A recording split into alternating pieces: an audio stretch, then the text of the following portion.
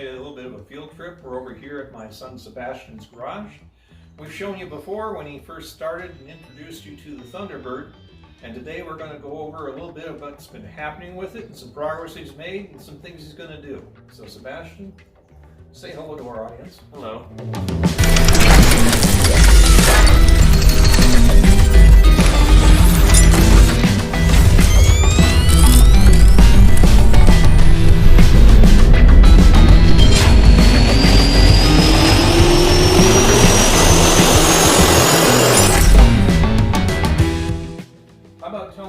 Where we are on this right now. Okay, so basically I picked up a second Thunderbird for some parts. It turned out to have a better body, so stripped all the parts off of it and started working on the bottom part of the restoration, getting the front end rebuilt and the suspension, and then on top of that getting some other parts ready to go back on.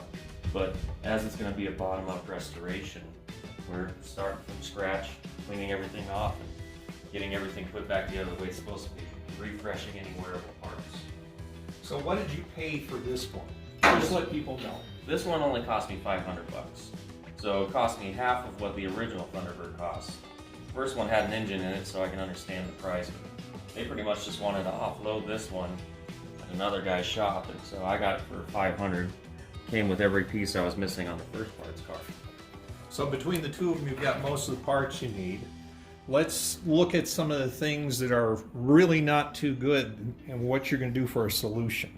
Well, one of the biggest issues that this car has, that the parts car doesn't, is it's got rust damage in both of the front areas of the body, especially in the battery tray, which is very common on a Thunderbird, with rust damage and water getting stuck in there.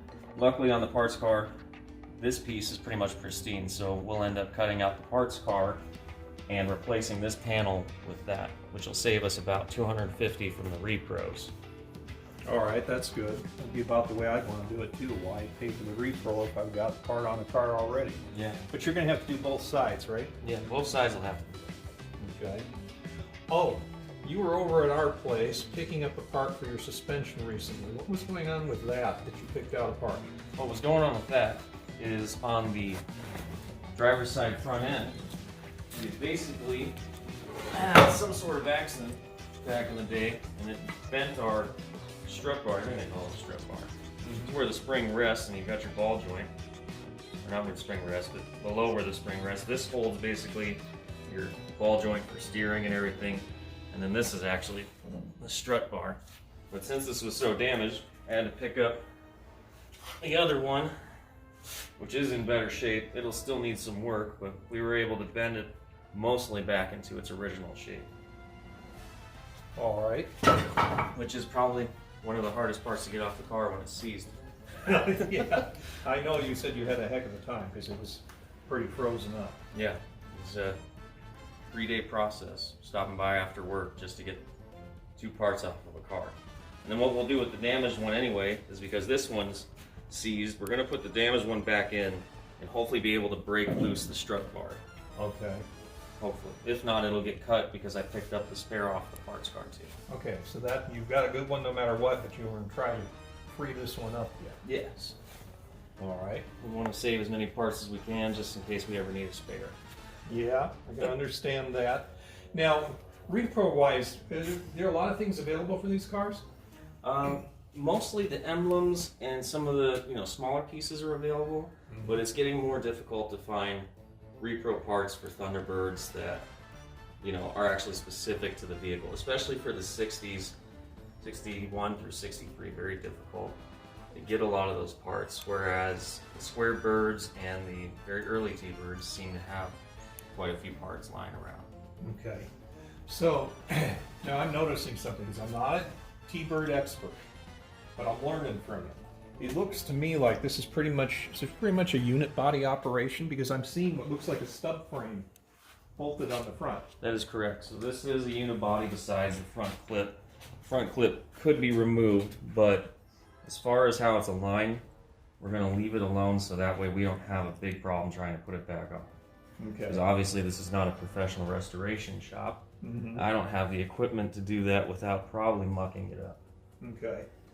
Yeah, but it's a wise thing. A lot of people get started on stuff and they say, I'm going to take apart every part of the car. No, you don't, people. Don't take apart something on the car if you really don't have to, especially when you're doing it yourself. You know, if you're trying to do a concours restoration and win a prize, that's different, but most people aren't doing that. They're trying to make something they can enjoy, take to the local car show or the Cars and Coffee, and don't take everything apart. Exactly. And then you may have noticed too, below there where the front clip attaches to the subframe, I did actually take out all the bolts and they'll be rewired with safety wire. And what you can always do is take out one bolt at a time, clean up behind it, fix it, and put it back in, instead of taking all three off and then causing yourself some major issues. Yeah, I would agree with that. So these are safety wired, Richard, huh? Yeah. Wow, that's cool. And that way you don't lose the front of your car. No, but that's really cool. I Yeah. would not have known that had you not told me. Very interesting. Yes. So, was it particularly hard to take apart the dash section of this car? Oh yeah, the dashes on these have got to be one of the most engineer-friendly, non-repairman-friendly setup. They are a bear to take out. Okay. I mean, you've got bolts in unreachable locations, and you've got other hidden bolts, and you just kind of have to keep feeling around and hoping you find everything. All right. Now, I noticed you've got some of it going to bare metal. What is your favorite way to go to bare metal? Are you using wire brush? Are you sanding? What do you like to do? Typically, I like to use wire brush. It makes a mess, but it does the most effective job. On flatter areas, you can always use a stripping wheel, which I've done on the flat areas. It takes it pretty fast. Either way is quite messy. The reason we didn't go with a full sandblast on the body is because the only person who sandblasts out here is no longer doing cars, as far as we're concerned. Yeah. Because he's unfortunately blasted holes in other projects. Yeah, I know. I thought he used way too strong a grit and stayed in positions too much. And it's like, you don't want to take it. So it's not a good idea.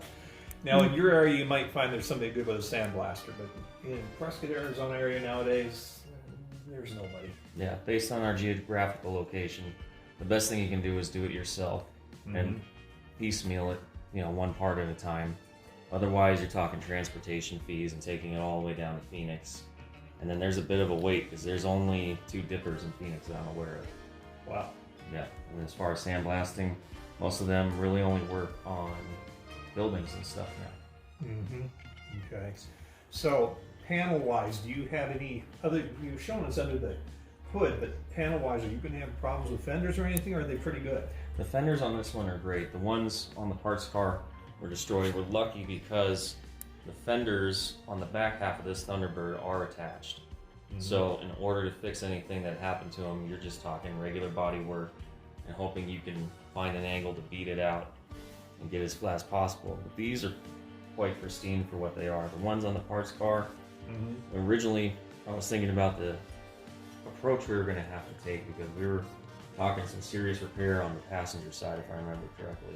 Okay. And on top of that, the parts car had a large area in the canopy that had been destroyed. And it's like a size about this, cut out, and somebody had repaired it with some sort of home foam. Oh yeah, I've seen that. I've seen that in older cars where they think that's the solution. It's not the solution for how to repair something. Yeah.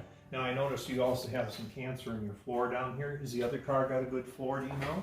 The other car has a good floor, so we'll most likely be cutting out that part and replacing it with another parts car panel.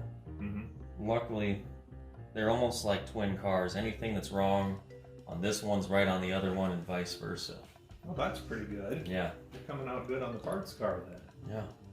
So, I notice you have kept your windshield over there. The windshield in good shape? Or That- do you need one? That windshield is cracked. The windshield on the parts car is in good shape. I only kept that just in case we have another bad hailstorm. Okay. At least I've got a template now. All right. So most of the glass is being saved just in precaution for templates and whatnot.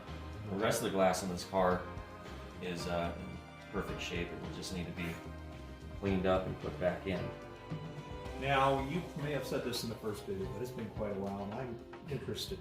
Is this essentially the same car in James Bond film Goldfinger? or is it a different year? I think it is the same car, but I'm not 100% sure. I would actually have to look into that. Because I don't remember every part of information that I displayed for people. All right. Well, anything else particular that you picked up or things particularly interesting at this point, or something you've learned? What I've learned is that it seems like Ford was really happy to make a cool looking car, but they never expected anyone to take it apart. Okay.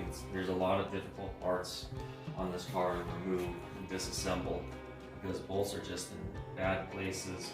I mean, the bumper itself has got to be one of the worst designs ever for a bumper. It has multiple brackets, tons of large bolts, all different types of sizes, and at first you think it's because somebody mucked around with the car. Yeah. And it turns out that that's just how they did it. They just didn't have any rhyme or reason. It was almost like they were trying to slap these things together. Yeah, but you know, it is mass produced. They get into that sort of business to try to make money, and some of the things are done for that reason, and they really aren't user friendly when you can tell from the field and somebody has to fix it. Exactly. I would also say one of the other issues is probably true with any unibody car. Like I said, the rear fenders are attached. They don't come off unless you're going to cut or destroy every spot well you can find, but as you can see, they're attached all the way down here to the front door sill. So they're pretty much the car. And it's, you know, it's a good idea in concept to make it a safer ride, but it's not an easily repairable thing, which would be why most unibody cars that end up in a serious collision will get totaled. I will say this reminds me from when I was a kid though. Looking at the size of the tunnel of this, that is a really tall tunnel. It is tall. But it also leaves room, hopefully, to upgrade the transmission. We might not be going with the 3-speed hydromatic. Because, you know, I've heard they're all right. But considering there's going to be a Ford 390 in this, which will be the original engine from the other Thunderbird, we might upgrade the transmission to give some better performance to the car. All right. Yeah. So you've been working on it for how long? I want to say 2 years. 2 years? And you do this as a spare time thing? This is not, it's not your job at all, is it? Correct. This is literally just a hobby that I do in my garage when I've got spare time. So it might take my lifetime to get it done, but I still think it'll be worth it because I really do appreciate these specific cars. All right. Now, in closing, I'll say this. I find it very interesting. Treat you like a car from before you were born by any means. Right. Just like I got cars before I was born by any means. And this is still in the era when things really look like something. Yes. So keep up the good work, and we'll get back with you later in another episode.